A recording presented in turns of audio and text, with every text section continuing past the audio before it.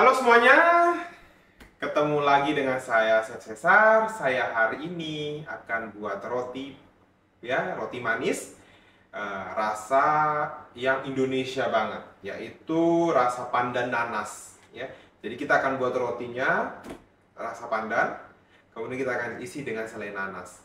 Oke, nggak usah tunggu lama-lama lagi ya, kita langsung buat aja. Nah, bahan-bahannya itu seperti ini. Ini bahan-bahannya di sini ada terigu protein tinggi, ada terigu protein sedang, lalu ada ragi instan, kemudian ini adalah bread improver, di sini saya pakai Belvico ST, dan kemudian di sini ada susu bubuk, lalu ada gula pasir dan garam, ada butter, telur, dan ini adalah air pandan ya, atau air endapan pandan yang sudah kita campur dengan air, lalu ada santan instannya juga ya. Jadi ini sudah gabung jadi satu semuanya. Lalu nanti kita pakai Tofiko Pandan Wangi Pasta. Oke, untuk cara membuatnya ya. Yang pertama adalah kita mencampurkan semua bahan kering ya. Kita mencampurkan semua bahan kering dulu jadi satu sampai tercampur rata. Lalu baru kita masukin bahan-bahan yang lain. Yang penting adalah raginya harus tercampur dulu di dalam tepung ya. Kita masukin bahannya, lalu ini masukin tepungnya, lalu diaduk. Lalu masukin gula dan garam, lalu diaduk lagi.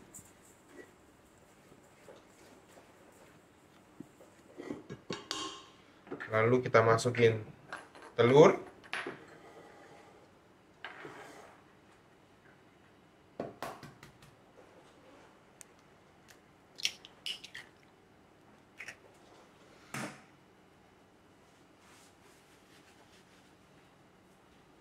Lalu kita masukin ini adalah air ya, endapan pandan ya. Dan ada santannya juga ya. Tapi kita sisakan sedikit, jangan langsung dimasukin semua ya.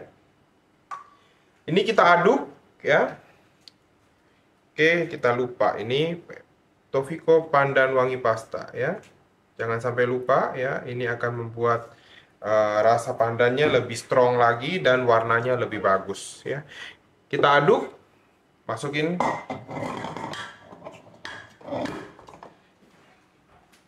Pasang ke mixer, lalu kita aduk dengan low speed ya.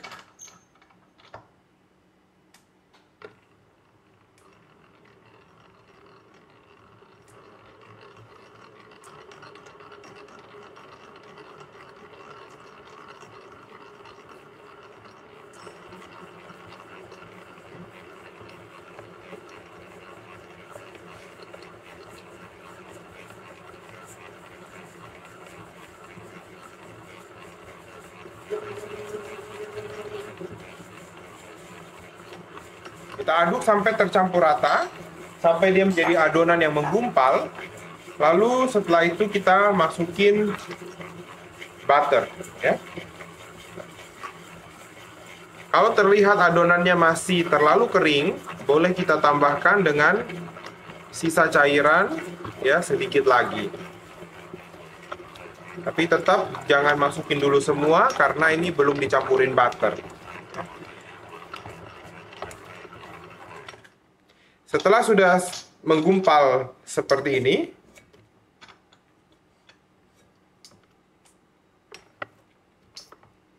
ya, lalu kemudian kita masukin butter.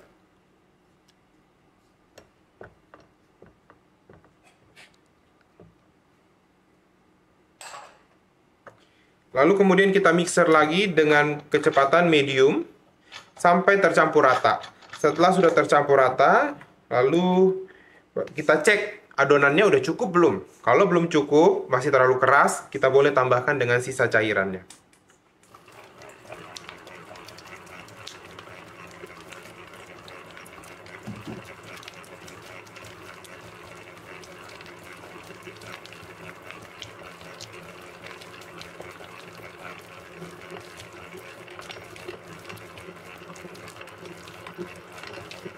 Oke, ini kita cek ya. Ini adonannya. Ya, kita cek setelah butternya udah tercampur rata, kita cek, kita pegang adonannya. Kalau dirasa sudah lembek, udah cukup lembek, ya, berarti adonannya sudah cukup. Tidak perlu lagi kita tambahkan dengan cairan yang tersisa. Ya, tapi kalau misalkan waktu dipegang dia masih kaku, masih keras, berarti kita harus tambahin dengan sisa cairan. Ya, jadi untuk cairan di dalam resep roti itu bisa fleksibel, bisa lebih atau bisa kurang ya. Jadi kalau dirasa adonannya sudah cukup ya, udah berarti udah cukup cairannya. Karena kadang-kadang tepung itu dia lembab, kadang-kadang tepung itu kering. Jadi cairannya bisa berubah-berubah ya. Paling selisih sedikit. Lalu kemudian setelah sudah tercampur rata ya seperti ini dan kita sudah cek adonannya konsistensinya sudah pas. Lalu kemudian kita mixer adonan dengan kecepatan medium sampai kalis atau licin. Nah, ketika waktu proses mixer ini itu kira-kira membutuhkan sekitar 15-20 menit. Itu juga tergantung dari mixer masing-masing kita, ya. Dan juga tergantung seberapa banyak adonan yang kita aduk, ya. Misalkan kita ngaduknya 2 kali resep atau 3 kali resep itu juga pengaruh ya.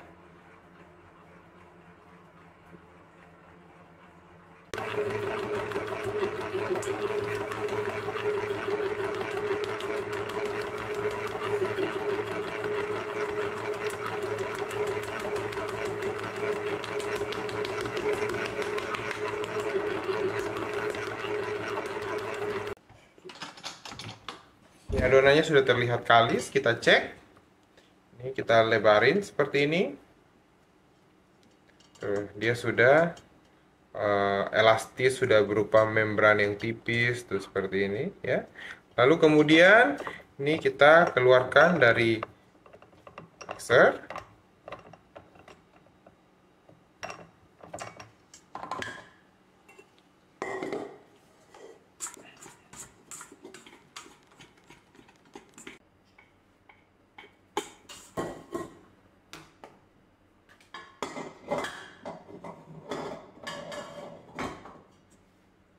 Ini mejanya kita kasih butter dan adonannya kita bulatkan.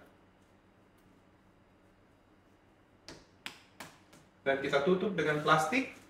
Kita rest selama kurang lebih 5-10 menit.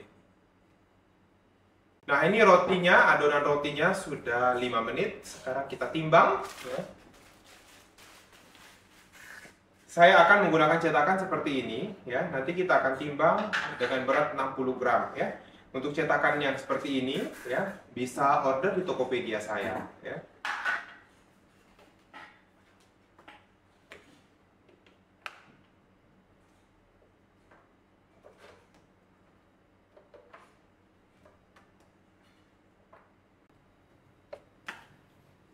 Nah, ini sudah kita timbang, kemudian kita bulatkan. Ini di rounding namanya. Bisa di telapak tangan seperti ini ya. Atau bisa juga di meja seperti ini. Tergantung sukanya atau nyamannya yang seperti apa ya. Yang penting dia harus licin ya, kencang dan licin ya. Ya, licin lalu kencang. Cara roundingnya tuh seperti ini, diputerin. Mau searah jarum jam, mau berlawanan dari arah jarum jam, bebas, sama aja, ya, senyamannya, ya.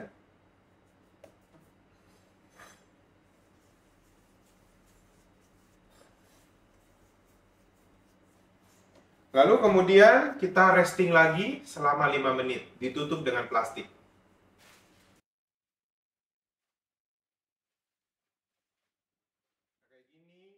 Kemudian sekarang kita bentuk ya. Kita bentuk, kalau dia sudah 5 menit, dia sudah lebih empuk ya. Kita akan isi dengan selai nanas. Ini selai nanas yang untuk isian nastar ya.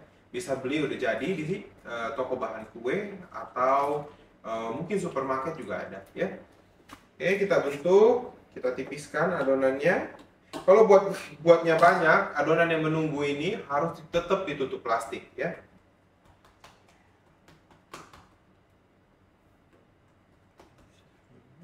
Ini kita tipiskan.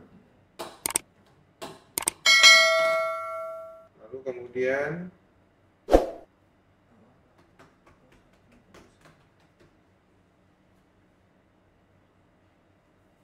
seperti ini, lalu kita isi dengan selai nanas.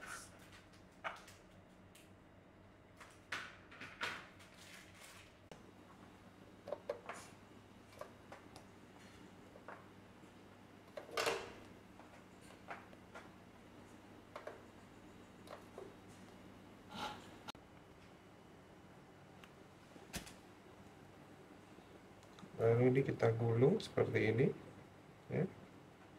Dan kemudian kita potong seperti ini.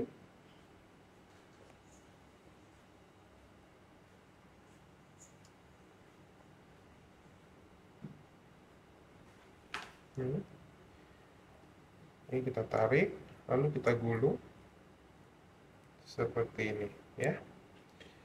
Lalu kemudian kita letakkan ke loyang seperti ini.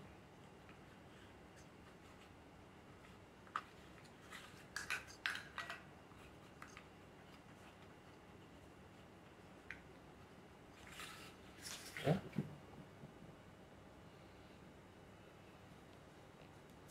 Ini sekali lagi kita tipiskan.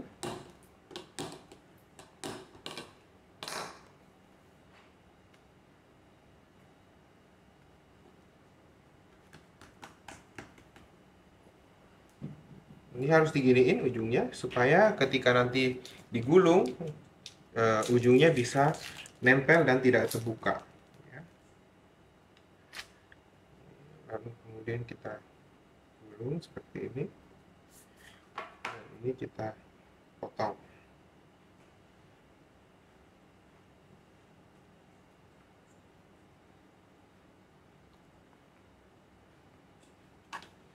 Lalu ini tarik, baru digulung. Fungsinya ditarik supaya dia renggang ya ketika digulung.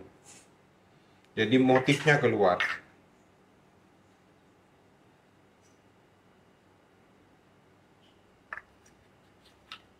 Kita letakkan seperti ini.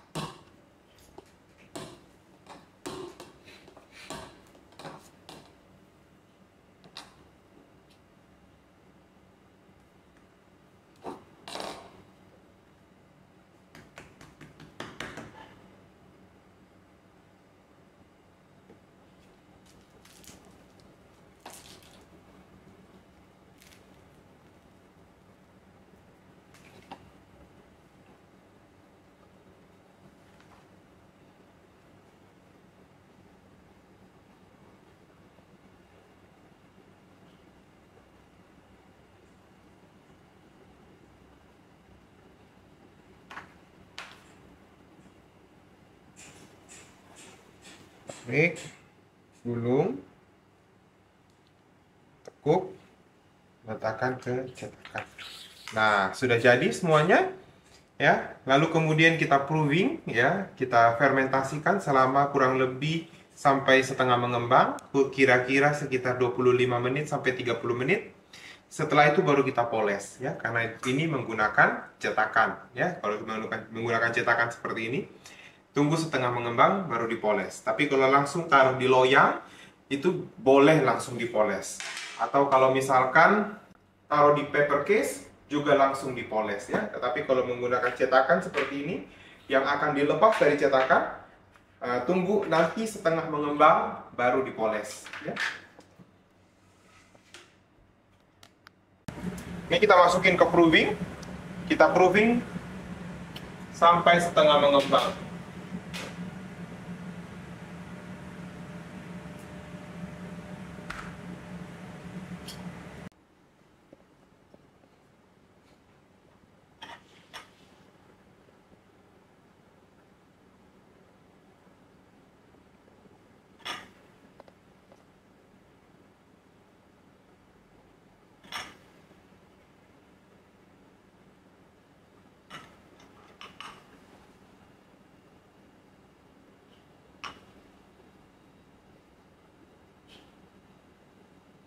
Nah, ini rotinya sudah mengembang sempurna ya. Sebelum kita panggang, kita mau taburin dengan stracel. Untuk resep stracel bisa lihat di video YouTube saya sebelumnya tentang stracel ya. Oke, ini kita semprot dulu supaya stracelnya bisa nempel. Ini disemprot air biasa aja. Lalu kita taburin stracel di atasnya seperti ini.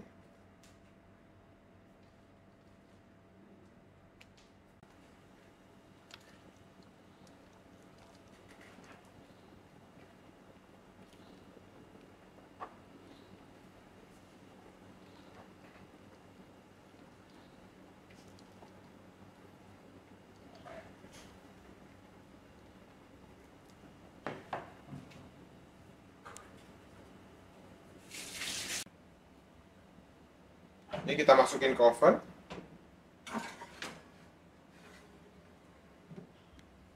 Lalu kita panggang dengan suhu api atas bawah.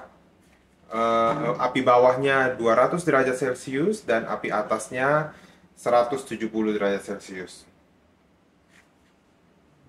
Ini rotinya sudah matang ya. Kita keluarkan dari oven, itu seperti ini.